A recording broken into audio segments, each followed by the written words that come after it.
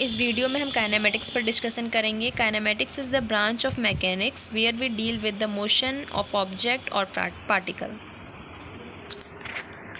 तो इसमें कैसे प्रॉब्लम्स आते हैं, तो इसमें कुछ टाइप के प्रॉब्लम आते हैं। जैसे आपका कुछ क्वेश्चन होगा जो बेसिक क्वेश्चन होगा, जिसमें आपको सिर्फ डिस्प्लेसमेंट, एवरेज एक्सीलरेशन निकालना हो, या फिर एवरेज वेलोसिटी कैलकुलेट करना हो, स्पीड कैलकुलेट करना हो। इस तरीके के क्वेश्चन, इजी क्वेश्चंस होते हैं, वो आते हैं। दूसरा वन डायमेंशनल मोशन से क्वेश्चन आता है, जब पार्टिकल स्ट्रेट लाइन पे मूव करता है, या फिर हम किसी पार्टिकल को किसी हाइट से गिराते हैं। ये सारे टर्म से रिलेटेड क्वेश्चन आते हैं। और तीसरा रिलेटिव मोशन से क्वेश्चन आता है। रिलेटिव मोशन में क्या होता है, हम किसी दूसरे ऑब्जेक्ट को किसी एक ऑब्जेक्ट के रिस्पेक्ट में देखते हैं, उसके मोशन को देखते हैं, तो वो उससे क्वेश्चन आता है रिलेटिव मोशन से। और ग्राफ से क्वेश्चन आते हैं कि आपको वेलोसिटी टाइम का ग्राफ दिया हो और आपको वेलोसिटी एक्सेलरेशन का ग्राफ निकालना हो, या फिर एक्सेलरेशन डिस्प्लेसमेंट का ग्राफ निकालना हो। तो इस तरीके के क्वेश्चन आते हैं ग्राफ से। और प्रोजेक्टाइल मोशन से क्वेश्चन आता है। ये हमारा पहला क्वेश्चन है। इस क्वेश्चन में दिया हुआ है कि एक पार्टिकल 1 सेकेंड में पॉइंट ए से पॉइंट बी तक सेमी सर्कुलर पाथ को फॉलो करते हुए, जिसका रेडियस 1 मीटर है, जा रहा है। तो इसमें हमें पार्टिकल की एवरेज वेलोसिटी का मैग्नीट्यूड कैलकुलेट करना है। तो एवरेज वेलोसिटी क्या होती है? Average velocity is the ratio of total displacement by total time. Displacement क्या होता है? Displacement is the shortest distance travelled by the particle between 2 points. तो इस केस में ए से बी तक जाने के लिए शॉर्टेस्ट डिस्टेंस कौन सी होगी? शॉर्टेस्ट डिस्टेंस हमारी ये स्ट्रेट लाइन होगी, इस पॉइंट से इस पॉइंट तक आने के लिए। और इस शॉर्टेस्ट डिस्टेंस का लेंथ कितना है? इस शॉर्टेस्ट डिस्टेंस का लेंथ होगा 2 times of the radius of semi circular path. तो इसमें रेडियस कितना दिया है सेमी सर्कुलर पाथ का? 1 मीटर। तो यहाँ रख देते हैं 2 × 1 डिस्प्लेसमेंट के प्लेस पे। और उसको टाइम कितना लग रहा है? 1 सेकेंड का टाइम लग रहा है अपना पाथ ट्रेवल करने में। तो 1 रख देते हैं टोटल टाइम की जगह। तो हमारी वैल्यू कितनी आ रही है? 2 मीटर पर सेकेंड। तो हमारा ऑप्शन कौन सा सही होगा? बी ऑप्शन हमारा करेक्ट होगा। ये हमारा दूसरा क्वेश्चन है।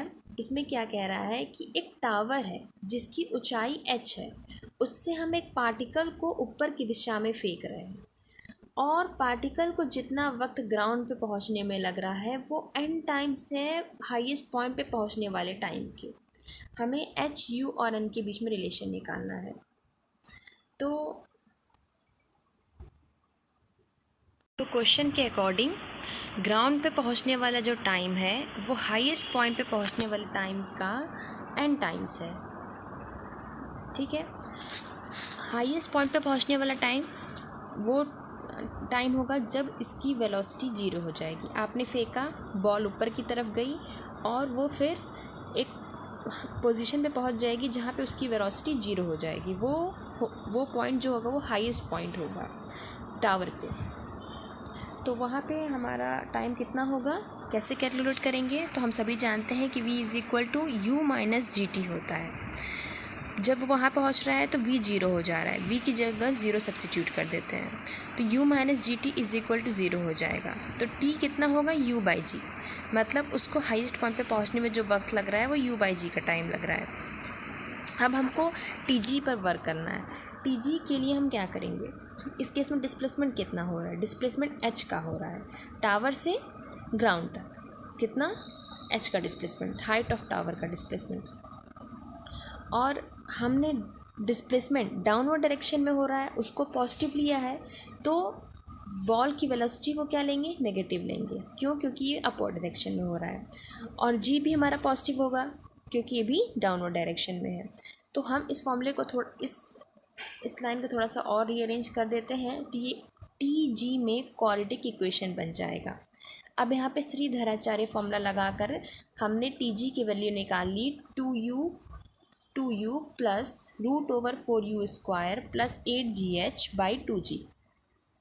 इसका सेकेंड पार्ट हमने इग्नोर कर दिया क्योंकि टाइम नेगेटिव नहीं हो सकता। अब यही काम करते हैं, इस इक्वेशन को टी को और टी को फर्स्ट इक्वेशन में हम पुट कर देते हैं।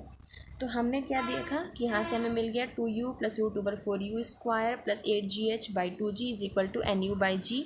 और हम सॉल्व करने के बाद हमारी वैल्यू आ रही है 2gh = NU² and -2। तो इस क्वेश्चन में हमारा कौन सा ऑप्शन सही है? सी ऑप्शन सही है। ये हमारा नेक्स्ट क्वेश्चन है। इसमें वेलोसिटी डिस्प्लेसमेंट का ग्राफ दिया हुआ है और हमें एक्सेलरेशन डिस्प्लेसमेंट का ग्राफ निकालना है। तो हम पहले इस ग्राफ से, गिवन ग्राफ से वेलोसिटी डिस्प्लेसमेंट के बीच में इक्वेशन निकाल लेते हैं। तो हम सभी intercept form of equation of straight line जानते हैं, जो कि होता है x/a + y/b is equal to 1। तो सेम थिंग हमने यहाँ पे किया। यहाँ पे हमारा v/v0, क्योंकि y एक्सिस पे इंटरसेप्ट v0 है, x एक्सिस पे इंटरसेप्ट x0 है, तो हमने v/v0 + x/x0 = 1 रखा। अब एक्सीलरेशन क्या होता है? d2x/dt²। और उसको और कैसे लिख सकते हैं? dv/dt। अब dv/dx × dx/dt, हमने dx से डिवाइड किया, मल्टीप्लाई किया dv/dt में, तो हमने इसको कन्वर्ट कर दिया v dv/dx के फॉर्म में। तो अब इस इक्वेशन से, फर्स्ट इक्वेशन से हम इसको डिफ्रेंशिएट करते हैं। डिफ्रेंशिएट करेंगे तो dv/dx की वैल्यू आ रही है -v0/x0, और v की वैल्यू फर्स्ट इक्वेशन से ला करके v dv/dx में पुट कर देते हैं और dv/dx की वैल्यू को पुट कर देते हैं। तो पुट करने के बाद हमें मिल रहा है -v0² x0 1 - x/x0।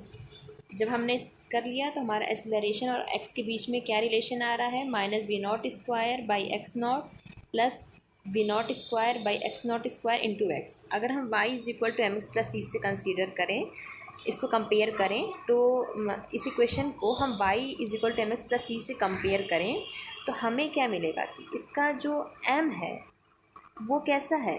वो पॉजिटिव है, v0² x²। और इसका जो इंटरसेप्ट है वो कैसा है? वो नेगेटिव है। तो इन ग्राफ्स में कौन सा सबसे सही होगा? जिसमें हमारा m पॉजिटिव हो और इंटरसेप्ट नेगेटिव हो, तो हमारा आंसर होगा फर्स्ट। मीटर पर आर है और रिवर की वाइड्थ कितनी है? 1 किलोमीटर है। बोटमैन क्या चाहता है कि वो मिनिमम टाइम में रिवर को क्रॉस करे। तो हमें रिवर वाटर की स्पीड km/h में निकालनी है।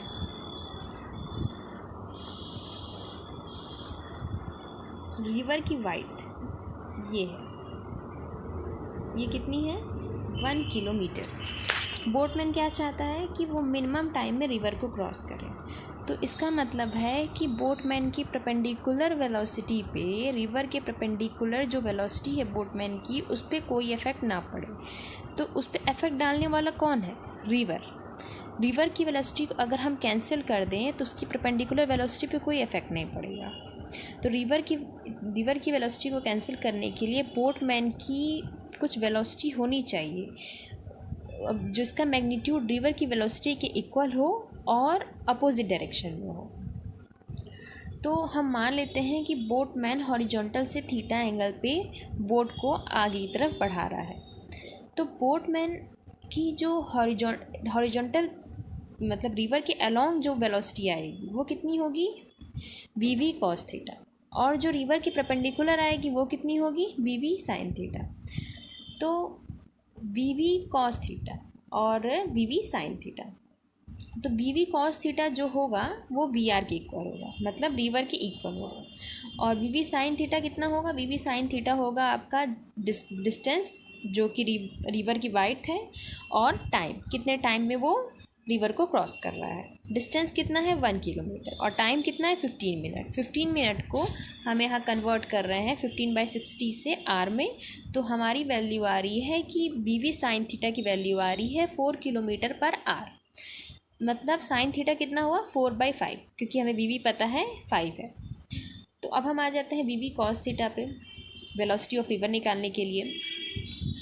तो तो वी 5 है और साइन थीटा अगर 4/5 है तो कॉस थीटा होगा √1 माइनस साइन स्क्वायर थीटा, मतलब 3/5। तो हम यहाँ पे 3/5 रख देते हैं। तो रिवर की वेलोसिटी कितनी आ रही है, 3 किलोमीटर पर आवर। तो हमारा कौन सा ऑप्शन करेक्ट होगा, हमारा ऑप्शन बी करेक्ट होगा। ये क्वेश्चन प्रोजेक्टाइल मोशन से है, जिसमें हम किसी एक पार्टिकल को इनिशियली वेलोसिटी दे रहे हैं आई कैप प्लस 2j कैप की, मतलब एक्स एक्सिस के अलॉन्ग 1 मीटर पर सेकेंड की वेलोसिटी और वाई एक्सिस के अलॉन्ग 2 मीटर पर सेकेंड की वेलोसिटी। जी उस पर कितना एक्ट कर रहा है, 10 मीटर पर सेकेंड स्क्वायर का। हमें उस पार्टिकल के ट्रेजेक्टरी का इक्वेशन बताना है। तो ट्रेजेक्टरी का इक्वेशन होता क्या है, ट्रेजेक्टरी का इक्वेशन का जनरल फॉर्मेट जो होता है वो होता है y = tan theta x minus gx² 2u² 1 + tan square theta. अब ये थीटा क्या है, थीटा जो है आपका एंगल है इनिशियल वेलोसिटी और हॉरिजॉन्टल के बीच, ठीक। तो tan थीटा कितना होगा, vy/vx perpendicular by base. vy क्या है, vy आपका है 2 और vx क्या है 1, तो tan थीटा क्या है 2। और अब हम इसमें रखते हैं जो हमारी वैल्यूज़ हैं, और u आपको पता है कि इनिशियल u कितना है, आई कैप प्लस 2j कैप, मतलब उसका अगर हम मैग्नीट्यूड ले लें तो √1 + 4 मतलब √5। तो u² कितना है 5। हम सारी वैल्यूज़ को इस इक्वेशन में रखते हैं। तो यहाँ पे हम tan थीटा रखेंगे 2 और यहाँ पे रखेंगे tan थीटा की वैल्यू 2, तो यहाँ पे 5 हो जाएगा। 1 + tan स्क्वायर थीटा की वैल्यू, u² की वैल्यू 5 और g की वैल्यू 10। हम सब्स्टिट्यूट कर देंगे तो हमारा इक्वेशन जो आ रहा है वो आ रहा है y = 2x - 5x²। तो हमारा कौन सा ऑप्शन सही है, हमारा बी ऑप्शन करेक्ट है।